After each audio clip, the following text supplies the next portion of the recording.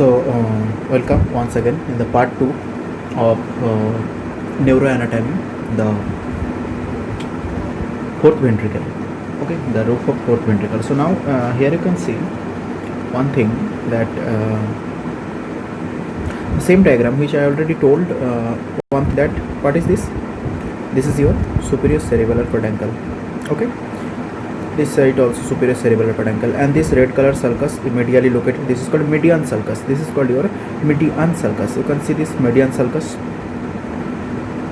Okay, so in this median sulcus you can see median sulcus. Okay, this median sulcus is actually dividing your fourth ventricle into two parts. Okay. One median eminence and another median eminence, and within median eminence your facial colliculus is present. Facial colliculus, this is actually formed by the fiber, internal genome of facial nerve, the arching around the 6 nerve nucleus, arching around the 6 nerve nucleus or of 7 nerve nucleus. The 7 nerve nucleus arch around the 6 nerve nucleus and forming the facial colliculus. Alright, so now you can see here in the medulla section, that means below the stria medullaris, below the stria medullaris, you can see below the stria medullaris one thing which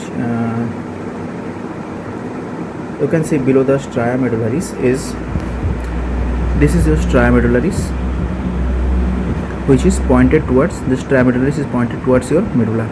This is stria medullaris and this is medulla. You can see the tinea. What is tinea? The tinea, this is this structure is tinea. I am highlighting with blue. This structure is tinea. So now what is the tinea? The tinea is the inferolateral margin of the fourth ventricle. This is marked by a narrow white ridge called tinea.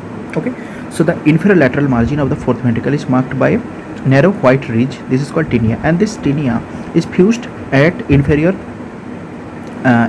it is fused and forming an apex. Inferiorly it is fused and forming an apex, and this apex of the tinea is called obex. Okay, this apex of the tinea is called what? This is called obex. Okay, this is called your obex. So first I already told about the hypoglossal triangle. Yes, this is the hypoglossal triangle. You can see I am marking with yellow, and lateral to this hypoglossal triangle, lateral and little bit inferior to this hypoglossal triangle, you can see one triangle. So this is what? This is your vagal triangle. Alright, this is the vagal triangle, and below this vagal triangle another important area is present. Below this vagal triangle another important area is present. Another important area is present. This area below the vagal triangle, both sides bilaterally, this area is called your area postrema. This area is called your area postrema. This area postrema is CTZ. What is CTZ? This is chemo trigger zone. This is actually your vomiting center. Area postrema, this is actually your vomiting center. So one question is related to area postrema, is this area postrema is related to your vomiting reflex, and another question, this area postrema is also important structure. Why? This area postrema, this is circumventricular organ, one of the circumventricular organ. Actually there are 7 circumventricular organ. I will write in notes later. So first of all, what is circumventricular organ? A circumventricular organ is the organ without blood-brain barrier. If blood-brain barrier is not present,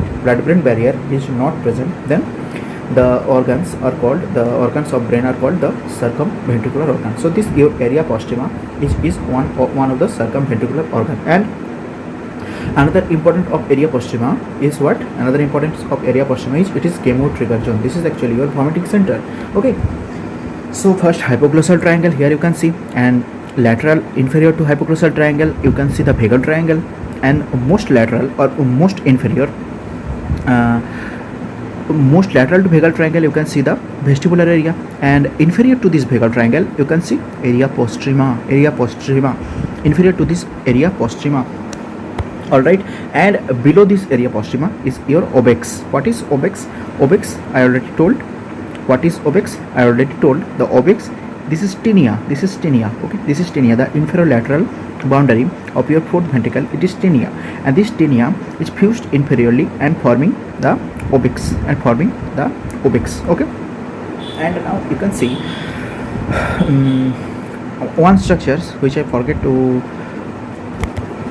identify. Here you can see the locus ceruleus or cerulean nucleus. Locus ceruleus or cerulean nucleus. This locus ceruleus or cerulean nucleus is it is two important points are related to these structures. Locus ceruleus, one, this is highly adrenergic. All right, one, this is what, highly adrenergic. This area, the nerves present in below the locus ceruleus are highly adrenergic, and this is bluish gray. This is bluish gray. This is bluish gray colored structures. This is bluish gray colored structures. Okay, so this locus ceruleus is why this is bluish gray? This is due to highly melanin pigment concentration. So 2 points are important about the locus ceruleus. One is what, the high melanin pigmentation causing its bluish gray color structures, and another is the nerves present below the locus ceruleus, they are highly adrenergic. So I think this is the all structures on the roof of the fourth ventricle. So fourth ventricle's roof, sorry, not the roof, this is the floor of the fourth ventricle. Okay, so these all structures are the fourth ventricular floor, forming the fourth ventricular floor. So first I want to talk about the other diagram also in the same scenario. Here you can see other diagrams.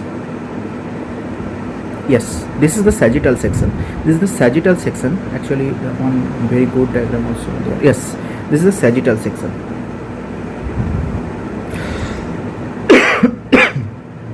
In the sagittal section, you can see what is this? This is your small brain or cerebellum. This is small brain or cerebellum. In the sagittal section, you can see the cerebellum, and also you can see one thing. What is these structures? This is your pons, no doubt. This is pons, and this is medulla oblongata. All right. So this is pons, this is medulla oblongata, and this is what? This is the cerebellum. This is the cerebellum. Okay. Now this cerebellum is bounded with your brainstem. This cerebellum is bounded with your brainstem via three peduncle, via three cerebellar peduncle. One is superior cerebellar peduncle. Okay. Middle cerebellar peduncle, inferior cerebellar peduncle. All right. So your cerebellum is bounded or attached with your brainstem via three peduncle. One is superior cerebellar peduncle, one is middle cerebellar peduncle, another one is inferior cerebellar peduncle. All right. So for the and to see or to watch or to demonstrate the fourth ventricle, first it is necessary to remove the cerebellum. It is required to remove the cerebellum, and removal of the cerebellum via cutting these three peduncles. So this is the what is this? This is the sagittal section view. And when you cut three peduncles and remove the cerebellum, you can see these structures. Which one? You can see these structures. Here you can see. Yes, this is your cerebellum. Okay, small brain. And when you remove this cerebellum after cutting this, you can see this diamond shaped fossa, or this is your fourth ventricle. This diamond shaped fossa. Okay, what is this? This is your third ventricle. And what is this? This is the pineal body. Pineal body is forming the posterior relation of third ventricle. And what is this? This is superior colliculus, and this is inferior colliculus, and collectively they are forming the corpora quadrigemina of midbrain. So this is the midbrain, corpora quadrigemina of midbrain. Okay, now here you can see this is the pons, and this is the medulla. Okay, and you can see this diamond shaped fossa. Okay, this diamond shaped fossa, you can see this is what? This diamond shaped fossa, this is your fourth ventricle. And what is this? This is the median sulcus. In this cadaveric image, this is the median sulcus, and this is median eminence, and this is another median eminence. Within this two median eminence, you can see facial colliculus present, and below hypoglossal triangle, main lateral vagus triangle, and below it is your area posterior, and most inferior structure is your obex. All right, all right. And what is this? This is gracilis, gracile tubercle, gracile, not gracilis, gracilis. This is gracile tubercle, and this is cuneate tubercle. Okay, and lateral most is what? Lateral most is your inferior cerebellar peduncle, which is cut here, and cerebellum is removed in this diagram. So that's all. And in this picture, actually in this picture you can see this is what? This is the floor. This is the floor. This is your fourth ventricle. I'm marking with red. This is your fourth ventricle. Okay, now in your fourth ventricle you can see this one. This is the floor of fourth ventricle, floor. And what is this? This is the roof. This is the roof, superior roof, and this is the inferior roof. Okay, so this is the inferior roof. All right, so this is the floor, this is the roof, and this is the inferior roof. So the superior roof, okay, or the superior part of the roof is formed by superior medullary velum. This is formed by superior medullary velum.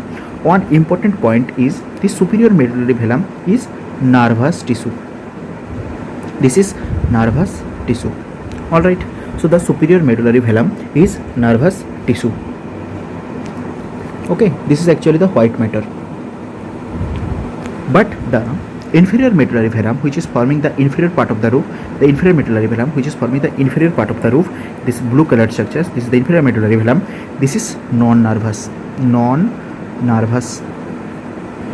This is actually the ependymal structures. Okay, this is actually the glial structures or the ependymal structures. Okay, this is about the roof of the fourth ventricle. So fourth ventricle is nothing but the diamond shaped cavity. Fourth ventricle is nothing but the diamond shaped cavity which is present in pons and medulla, which is present within pons and medulla, and the apex of this cavity is inserted or located in the white matters of cerebellum. All right, you can see this in sagittal section. Okay, in this sagittal section you can also see the roof of the fourth ventricle. You can see the roof of the fourth ventricle is formed by superior medullary velum, which is nervous tissue, which is actually the white matter, but the floor is not the nervous tissue. Floor is formed by the glial cell, that is actually the ependymal cell. This is actually the ependymal cell forming the floor of the the inferior roof. The inferior roof is formed by the ependymal cell. Okay, so this is non-nervous, and the floor, this floor is nothing but actually the dorsal aspect of pons. Okay, this is your ventral aspect, this side, and this is your dorsal aspect. D, I am writing D. If you want to see the floor of the fourth ventricle, then first it is necessary to remove the cerebellum by cutting or via cutting the cerebellar peduncles, 3 cerebellar peduncles. So first 3 cerebellar peduncles are cut and cerebellum is removed, then only you can see the floor of the fourth ventricle. Actually the floor of the fourth ventricle is nothing but the dorsal aspect of pons and dorsal aspect of medulla oblongata. Which part of medulla oblongata? The superior half of upper half of the medulla oblongata. All right, once again I am revising this thing. Is nothing but the roof of the fourth ventricle is formed by which? Superior medullary velum. It is nervous or non-nervous? Yes, it is nervous because it is white matter. But the inferior roof or inferior part of the roof, it formed by non-nervous tissue, which is called your inferior medullary velum. All right, this is actually the glial cell, ependyma, or somehow also pyometer, some little bit pyometer also. Okay, and the floor is nothing but the dorsal aspect of pons and upper half of the medulla. All right, this is all about sagittal section, sagittal view. And if you want to see the floor, first cut the cerebellar peduncle, three cerebellar peduncle, and then remove the cerebellum, and then only you can see the floor. All right. So yes, this is also the same diagram, don't worry. This is the same diagram. This is the superior colliculus, this is the inferior colliculus.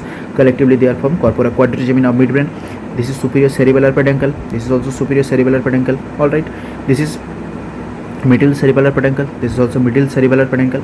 And below what? Below the lateral most is your inferior cerebellar peduncle. All right, now this is the gracile tubercle, this is the cuneate tubercle, this is the gracile tubercle, and this is the cuneate tubercle. All right, and what is this structure? You can see one structure here. This is what? This is stria medullaris, white stria which is pointed towards medulla is stria medullaris. All right. And what is this? Facial colliculus. This is also facial colliculus, and this midline is your median sulcus. This is your median sulcus. All right. So now you can see here, this is the sulcus limitans, this is also the sulcus limitans.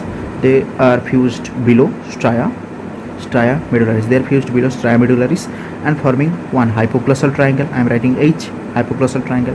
And then here you can see the facial triangle, and below this you can see the area posterior, and below this you can see the obex. What is obex? Obex is formed by the this is obex is formed by the white elevated structures, the inferior lateral margin, present in the inferior lateral margin of the fourth ventricle is called tinea, and the tinea is fused inferiorly forming obex. All right, and one another structures you can see the locus coeruleus. The locus coeruleus, this and this is locus coeruleus, also called cerulean nucleus. This is important. Two important points related to this locus coeruleus.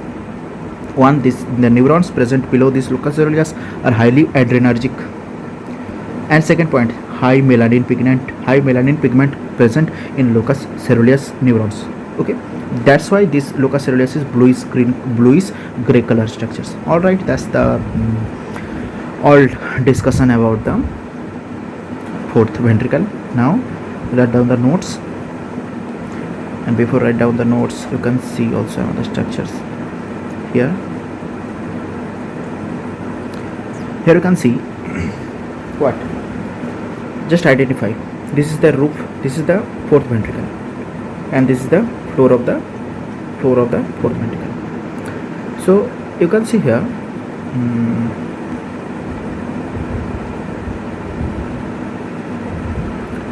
so you can see here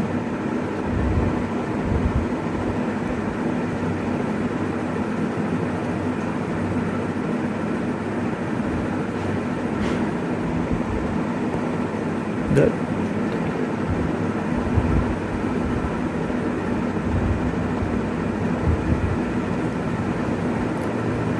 yes, you can see in this diagram the upper part of the roof, this is formed by superior medullary velum, which is nervous or non-nervous? Nervous tissue, actually white matter. All right, and the inferior medullary velum is forming the lower part of the roof of the fourth ventricle, and this is obviously non-nervous tissue. This is actually the glial cell, the ependymal cell. Okay, and one important thing which I want to add here is foramen of Magendie. The inferior part of the roof or the inferior medullary velum is not continuous. One medial foramen is present called the foramen of Magendie. Through this foramen, the CSF flow is continued between the fourth ventricle and the subarachnoid space. All right. So, and also in the laterally I cannot see here. Laterally, one is above the plane of this board, and one is below the plane of this board. Two foramen are also present. They are called the lateral foramen of Luska. L for lateral, L for foramen of Luska. L for lateral. Okay. So two foramina brusca and one foramen of Magendie present in inferior medullary velum. So inferior medullary velum is not continuous structures. Through these three foramen, the CSF is flowing in between or maintaining its continuity in between the subarachnoid space and the fourth ventricle. All right. Through these three foramen, one is medial foramen of Magendie, M for Magendie, M for medial, okay, and three foramen total. One is foramen of Magendie and foramen of brusca, lateral to foramen of brusca. All right. So through these three apertures in the lower part of the roof or in the inferior medullary velum, the fourth ventricle, CSF escape from the ventricular system into the subarachnoid space for its absorption. Okay. Now if any anything disturbing this CSF flow, causing what? Accumulation of CSF within fourth ventricle. This is maybe due to the occlusions of this foramen, all these foramen maybe mainly, and causing what? Internal hydrocephalus, and this internal hydrocephalus of fourth ventricle is termed ependymoma. I will write everything in letter. Okay. And one thing also, if there is a CSF draining system, then there must be a CSF producing system also within your fourth ventricle. CSF is produced by obviously choroid plexus. Okay, the tough capillary structures, the tough capillary plexus, or tough capillary structures. Okay, this choroid plexus and this choroid plexus, okay, is supplied by one important artery. This choroid plexus is supplied by a branch of one important artery. Okay, this is called your PICA, PICA, posterior inferior cerebellar artery. This PICA is supplying to choroid plexus, and this choroid plexus is forming the CSF within fourth ventricle. So this is the CSF producing system. This is T-shaped choroid plexus actually, and the CSF draining system is also present here. Okay, CSF is drained by three foramens. One foramen of Magendie and two foramen of brusca in the inferior roof of fourth ventricle. So that's, I think, all about the discussion with the diagram. Now I will draw the schematic diagram and write the notes. All right, in next session.